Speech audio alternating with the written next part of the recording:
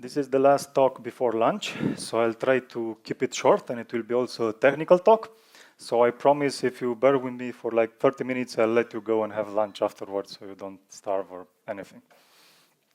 Thanks a lot for joining. I appreciate that you are here. This is my first talk at a larger conference, so it's really nice that you came here to listen to me. I'm Adrian. I work at Visma in Timișoara. Mostly I do front-end there with Angular, hence the title of this talk. And whenever I have time, I also have trainings and I write some technical blog posts when I'm doing something interesting and I want to explain it. You can find me on Medium, Twitter, all the usual places. That's enough about me. Let's get back to the talk. We're going to have a look at NgRx, which in simple terms can be explained as a Redux implementation for Angular. Why Redux? Because Redux was already mentioned a few times today, so some of you know what it is. Let's see, who's using Redux, NgRx, or any state management library similar to this? A few? Okay. For those that are using it, you're probably thinking, again, Redux. Each conference has at least 2 talks about this, and there are 10 new blog posts appearing daily about NgRx or about Redux. I'll try to make this different by explaining my experience. I started working with NgRx 2 years ago, and since then I'm working weekly. And we'll go through some of the things that I find to be best practices and some others that I've learned from the community. Also, for those that are familiar with it, I hope it will be useful because I recently had to remove some of the tips from the presentation to make space because we're going to have a new version soon. It's in beta now, and it will be released later this month with Angular 8 or in the near future. And it will improve a lot on the existing framework. So it will add a lot of functionality and features, making our life easier as developers. It will be much easier to work with this new version. I'm quite excited about the release. That's about the new one. Before the content, some context.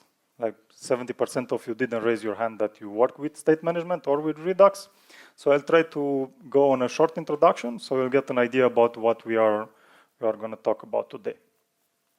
What's this Redux thing? Redux is a predictable state container for JavaScript applications. This is the default definition of it. You can find it on their website. More easily put, it's programming with actions or commands. You might have seen this in backend frameworks or in another type of architecture of applications where you use commands to work with your application. What does that mean? Let's have a look at this chart for a second. You have this store. It's an object that holds the state of your application. What's the state of your application? It's an object in which you put properties with all the data that you work with. If you read something from a server, it's there. If you complete a form on your application, you put it in the state. And it's called the single source of truth of your application because all the data is stored there and you have to read it from the store to show it in your components. And the only way to change this data, to change the state of your application, is to trigger actions. So from your service or component, from whatever part of your application where you want to change something, you have to dispatch an action. You have to send an action to tell that application that I want this to happen or what I want to happen.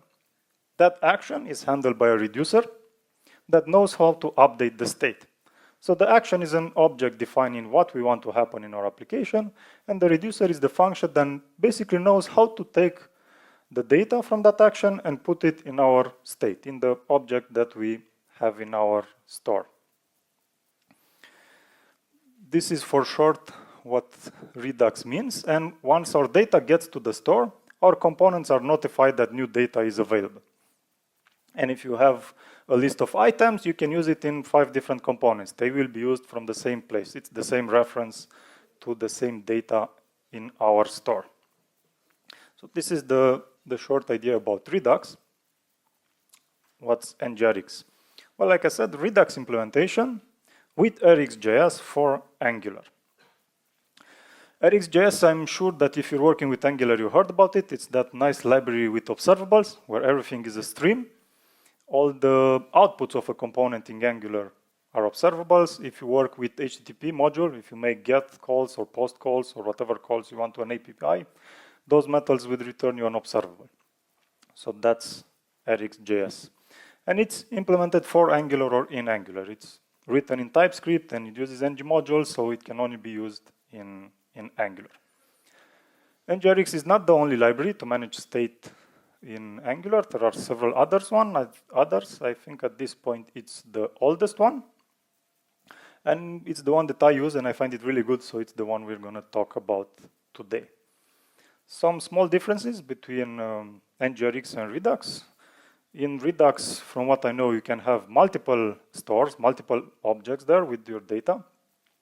In NgRx, you have only one. And since NgRx uses RxJS, it's a reactive state management. So whenever we are sending an action through our application, it goes on an observable. We emit an event.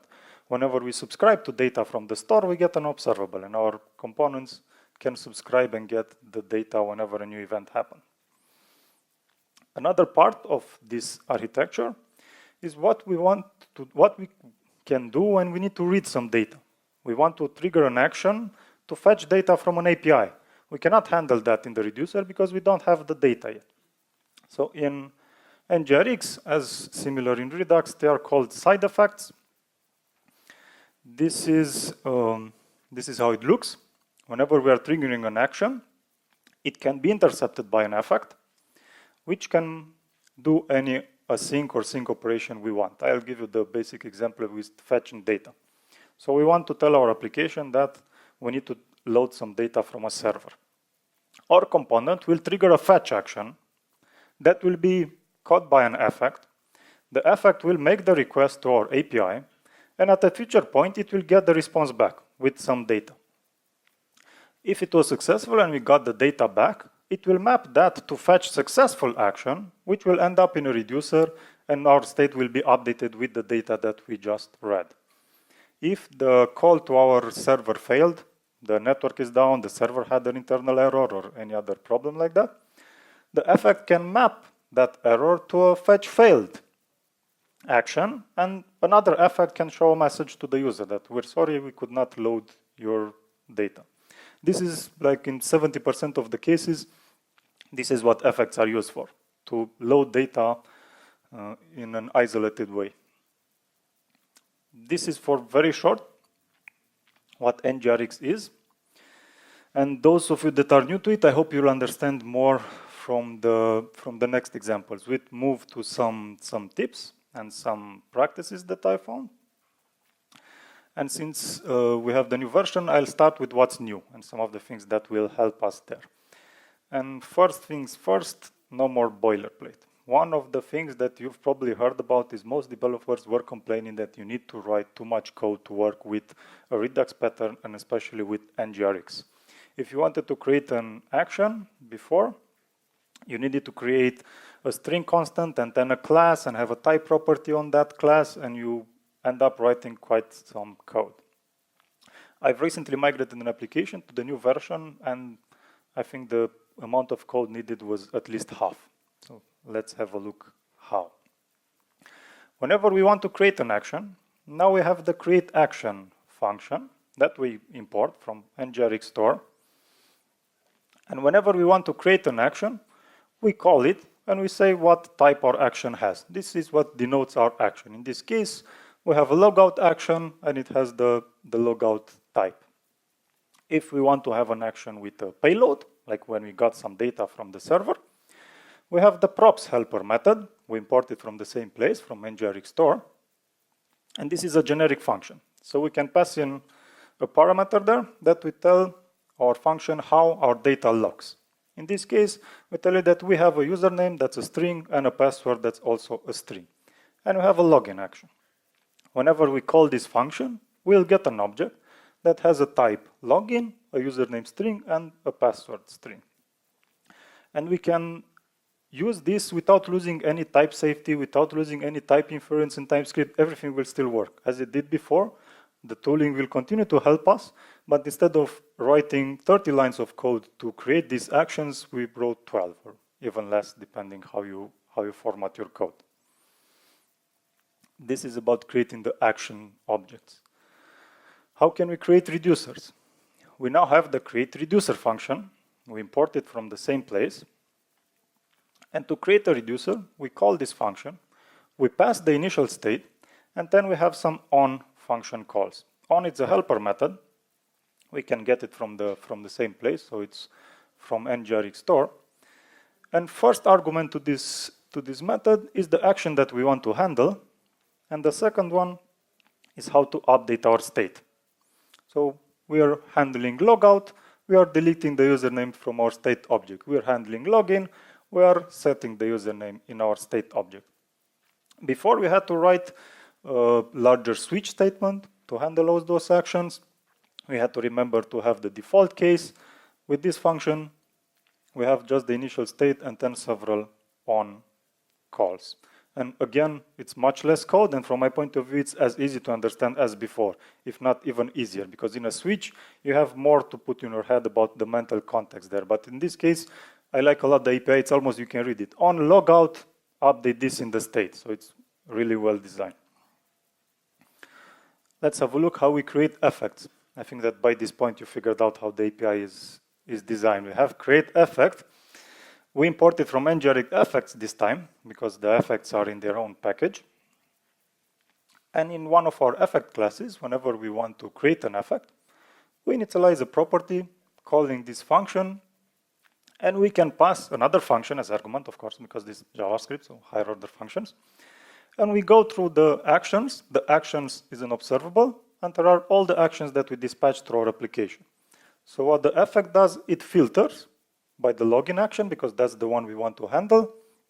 And in this case, it maps it to an API call. We can show a message to the user, load data, or whatever else we might want to do. All the previous ways of working with NgRx are still there. You can still have classes for actions. You can still have switch statements for reducers. You can still have the effect decorator for effects. You can upgrade to the new version. They will still work. No one removed them. But since the new ones are much easier to use and much less code, I think that most developers will adopt this new way of writing them. So you can easily upgrade to this version and write your new functionality like this while keeping the old one as it was. This was about creating things. Now let's have a look at avoiding some of the mistakes that we were doing when working with NgRx. Now we have these built-in runtime checks. They are totally missing from NgRx before, so there are a new addition to the library. When we initialize our store module in our Angular root module, beside the reducers map, so we have the reducers map here, and then we have a config object. And in that config object, now we have this runtime checks property. And it has 3 values there. We can start with strict immutability. Strict immutability will ensure that our state and actions are immutable. What does it mean that they are immutable? That we're not changing properties on them. It's quite important that whenever we are updating something in our state, we don't change properties there. We create new objects. If we have this on and we do that, it will trigger an exception in our console, and we'll be able to see that while we are working with the code. And it does the same for actions. Imagine the previous example with the login action, and you have a username there. And you handle that action in an effect, and by mistake, you do something with the username. You change the username. You add a star there or something else. It might end up wrong in your state. It might fail the authentication. And believe me, it's an issue really hard to debug, because I had this problem before, and it took me like 1 day to figure out what's happening. If we have this enabled, we don't have to worry about that. You will do this mistake from time to time. We all do it. But if this is true, the application will trigger an exception right away, and it will tell us exactly the place where we have a mistake. So that's great. The next 2 ones are about strict state and action serializability. Wow, I said it right. I repeated this like 100 times to make sure I'm able to say it right. Okay, why does state serializability means, and why do we care about it? Sometimes we might want to store the state in local storage and rehydrate our store with it. For example, you go on a site, you fill in a form, and then by mistake you close the tab and you come back, and all the data is still there. You're like really impressed by that, right? It's an awesome user experience. If you're using NgRx, you can store that information in the state, and you can persist it in local storage. And whenever the user opens the application again, you use that as the initial state for your application, and you have all the data there. But we can only save it in local storage if it's serializable. And it's the same if you want to send a piece of the data from the server. So whenever we are initializing our application, we might want to send like 10 properties so the user sees some data on the initial page before we make all the requests. Again, for that to be possible, our state needs to be serializable. Street action serializability, it's the same thing, but for actions. And if you work with Redux or with NgRx before, you know you have that Redux DevTools. Redux DevTools, it's a plugin for the browser that helps us manage the state. So we see all the list of the actions, how our state object looks, and it also has the famous time-traveling debugger. We can go back in time as many actions we want and see how our application was looking like 10 actions before.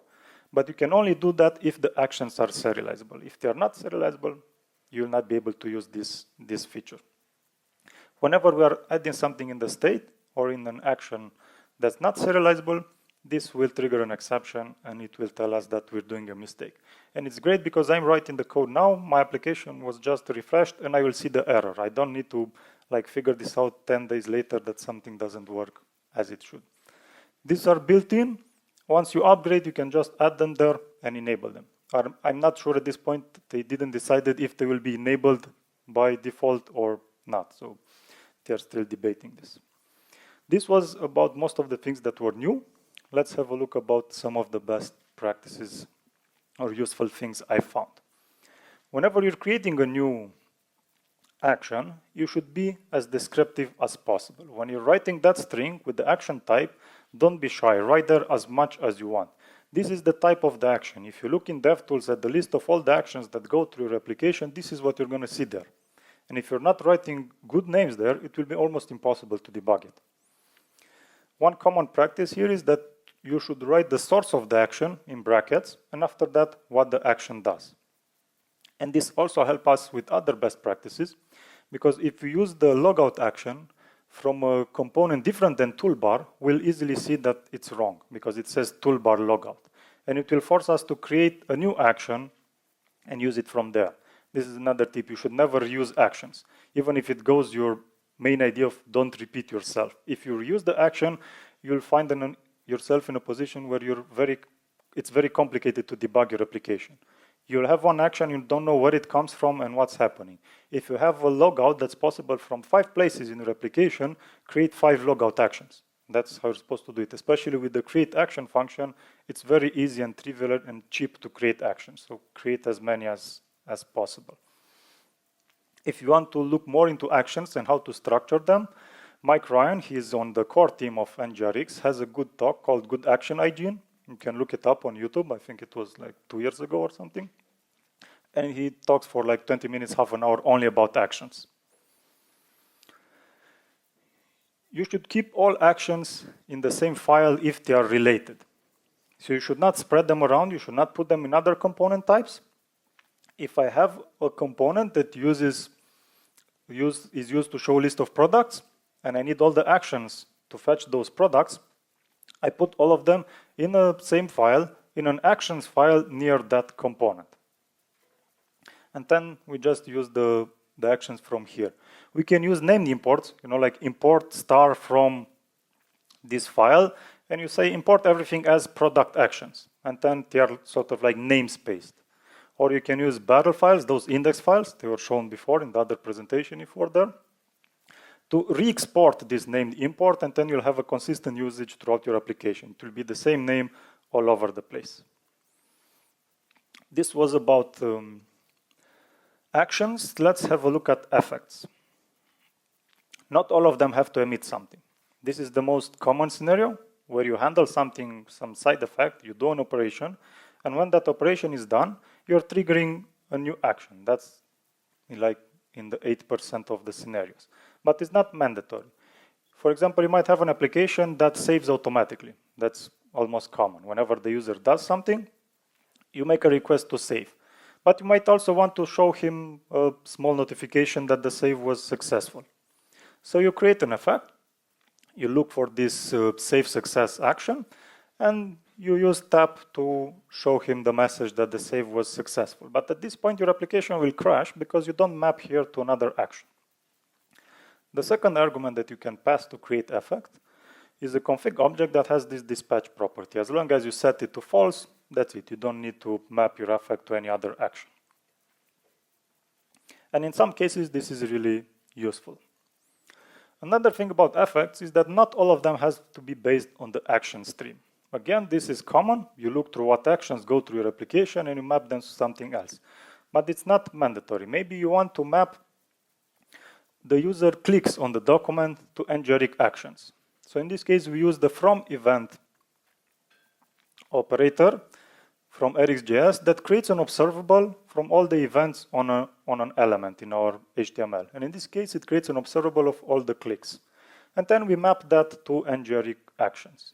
You can use this to create an action that will happen in like half an hour. If you're using NgRx and you have an application and you want to show the user like a pop-up to please sign up to our newsletter, this is a way of doing it. You should not show it when the application starts. You create a timer and say, show this to him in 5 minutes if he's still here. Because if you show it right away, they will leave for sure. Another thing is to do an action each 3 minutes. So if you want to do something periodically, the same.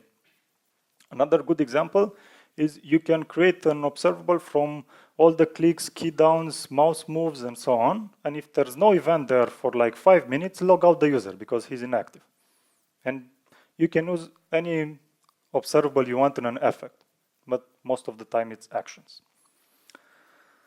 Last thing about effects, you should always handle errors in them. We have the traditional example where you load data. So we want to fetch something, we look for the fetch action, we call a get method on our service that returns an observable, and when we get the data, we match that to a fetch success. It's vital to have this catch error operator there, and to catch the error, to handle the error, either return an empty stream, or you can return better, as in this case, a specific error action. And it's important to do that because we're working with the actions observable. And if you don't catch the error at this level, it will propagate and it will get your actions observable. And by design, an observable, once it gets an error, it's done. It will not emit any other action, it will not work, it will not do anything. So you'll just look at your application, you will dispatch actions and nothing will happen. This happened to me at least 3-4 times. I'm just staying there, okay, nothing works anymore. Why? Because I've broken the actions observable here. In version 8 of NgRx, we'll have a higher order operator called map to action, if I remember correctly, that will encapsulate all this functionality of calling a method on a service, and it will make sure that it has a catch error there, so it will help you avoid this kind of errors. Something that's also used in effects, but in this case, it's from RxJS, is this switch map operator. You should be very aware when you are using it. In all the examples, or in some of the examples that you find online, it will be used because we are loading data, as I've shown you before.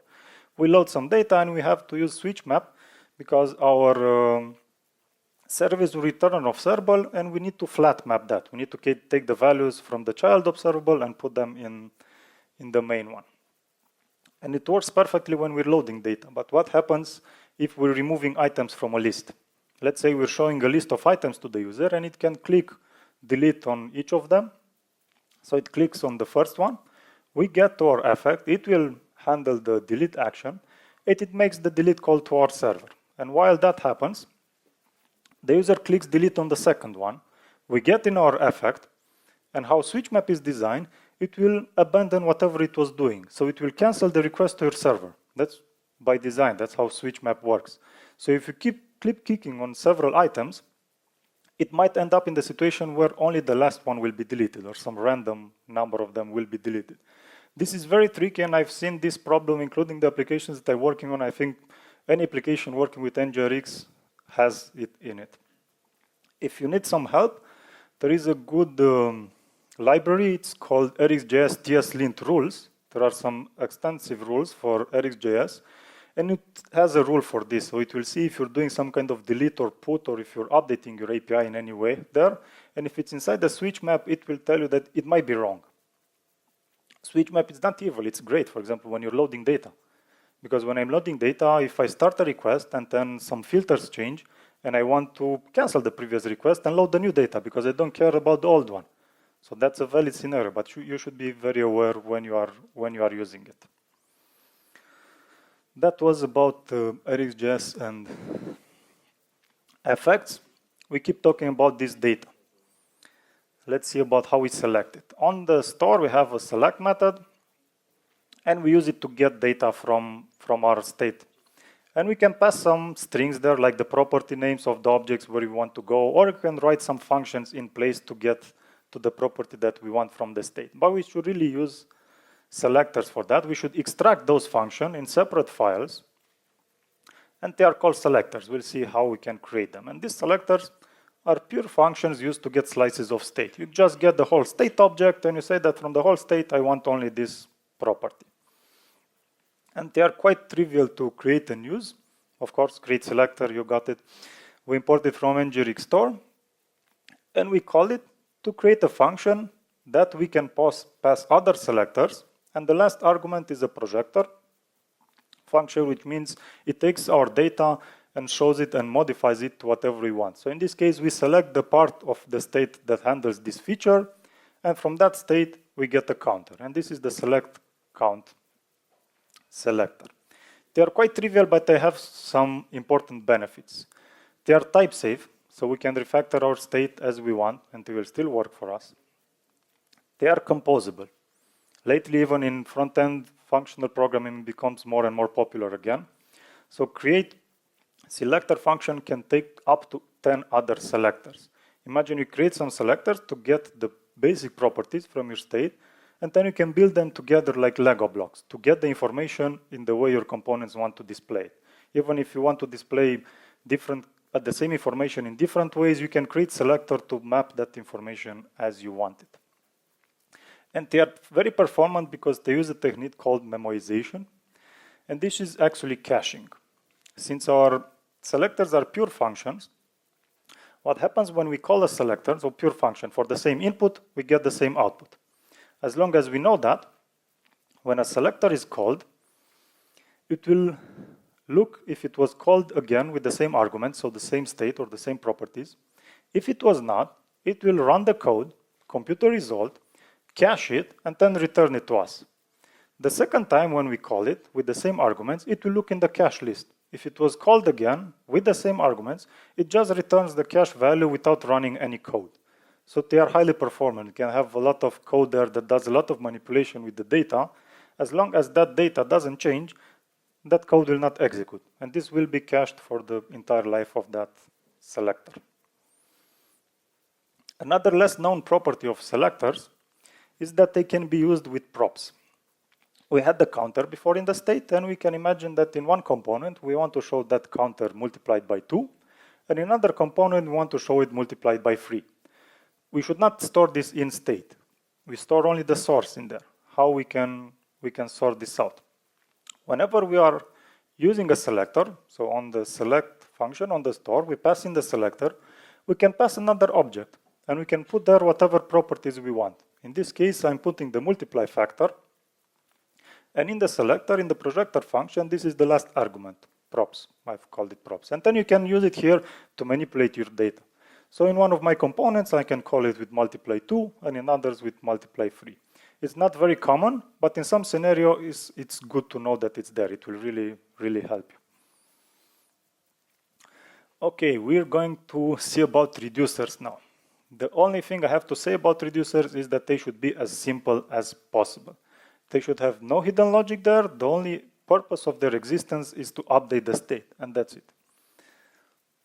And they should only update a small part of the state. So if you end up updating a huge object there, you should split that in multiple reducers.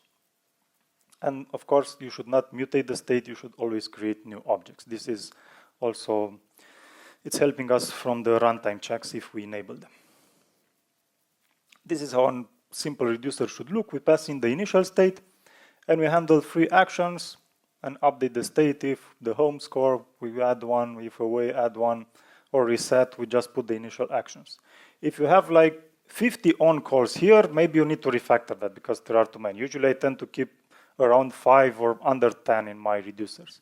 If you have this method that updates the state and you need to extract it to a different function in the same file because it's too large, it's better if you extract it to a different reducer because it's too complex. We keep talking about this data, that we put data in the store and we read data from the store. Let's see how we keep it there. Most of us still work with REST APIs, so we don't have the luxury of working with GraphQL, so we'll tell the server how to send us the data. And different components in our application have different requirements of showing that data, but neither of these should dictate how we store it. Whenever we store data in our state object, we should normalize it. And by that I mean we should avoid deeply nested objects. It's better to have like 20 top-level properties of an object instead of 6 levels deep. Imagine what will happen when you update the state if you have 6-level deep properties. You have to keep going and it will turn into a nightmare in a short while. The same when using selectors. If it's too deep, too hard to write the selector. So avoid deeply nested objects. We shouldn't duplicate data. You should think about your state object like a local in-memory database. And what you don't want to do in the database, you don't want to duplicate data. So if you have a collection of entities, you only store it in one place, and then you work with references towards items in that collection. And last of them, store as objects, not as arrays. If you have a collection, store it as an object. It might be counterintuitive. It was for me, at least in the beginning, because I was storing them as arrays. And then I ended up in different kind of problems. Let me show you what I mean. I have a collection of users, but I don't store it as an array. I store it as an object. I have properties with the IDs. This is the ID of the entity, and then the whole value. The value of the property is the whole entity. It's much easier to work with things like this. Imagine you create a selector to get the selected user, in this case. If it's an array, you need to do a filter on that array to find out which of them it is. If it's an object, you just go to users and the ID of the selected user, and that's it. You have the object. You don't need to call any function. It's way easier, and this is a trivial example, but if you keep working with this kind of collections, you will see that if you keep them as objects, it becomes more easier to handle. Work with references. So I have authors in different places, but I only have an idea. Whenever I need that data, I use selectors to get it from the user object. And this is how a small part of your state can look. It shows some metadata about blog posts. It has some entities. It always stores them as objects, and it uses references to go between them. Don't use the store all over the place. This is not only about the store, not only about NgRx or Angular, it's more about architecture and how you structure your application. We should use containers or smart components and dumb components. What's a dumb component? It's a component that doesn't know anything about any service, doesn't know anything about the store. It just has some inputs and some outputs when the user interacts with it. And normally, they don't need to know about any business logic. You should have just a few components in your application that know about services and get them with dependency injection and use them. And you should group all those dumb components in some of these containers. If your application is simple, you might need one container on a page and then put everything in there. If it's more complex, you can have multiple containers and put all the dumb components there. That was about it. I think lunch should already be started. A big shout out to NgRx team. They are a really great group of people and they have an awesome community around. And I also strongly recommend Angular in depth. If you haven't heard about that, it's a platform, a blog. Right now you can find it on Medium. I also post things there. I learned a lot from those guys. They try to take complex things and explain it in a way that even a guy like me will understand them. That was about it. Thank you very much. It was great to have the chance to speak here.